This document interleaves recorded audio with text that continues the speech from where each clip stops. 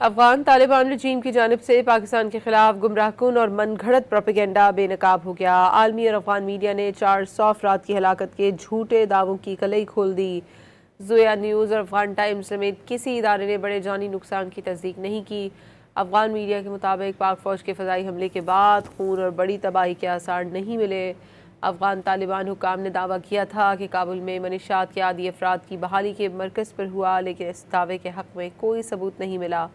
مرکز کے قریب لگی آگ معمولی نوعیت کی تھی، جو ممکنہ طور پر قریبی طالبان فوجی کیمپ پر حملے کے باعث لگی۔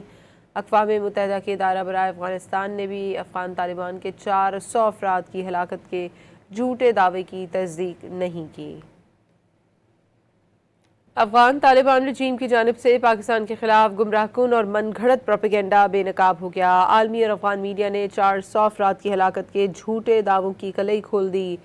زویا نیوز اور افغان ٹائمز سمیت کسی ادارے نے بڑے جانی نقصان کی تصدیق نہیں کی۔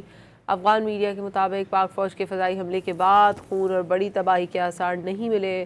افغان طالبان حکام نے دعویٰ کیا تھا کہ کابل میں منشیات کے عادی افراد کی بحالی کے مرکز پر ہوا، لیکن اس دعوے کے حق میں کوئی ثبوت نہیں ملا۔ مرکز کے قریب لگی آگ معمولی نوعیت کی تھی، جو ممکنہ طور پر قریبی طالبان فوجی کیمپ پر حملے کے باعث لگی۔ اقوام متحدہ کے ادارہ برائے افغانستان نے بھی افغان طالبان کے 400 افراد کی ہلاکت کے جھوٹے دعوے کی تصدیق نہیں کی۔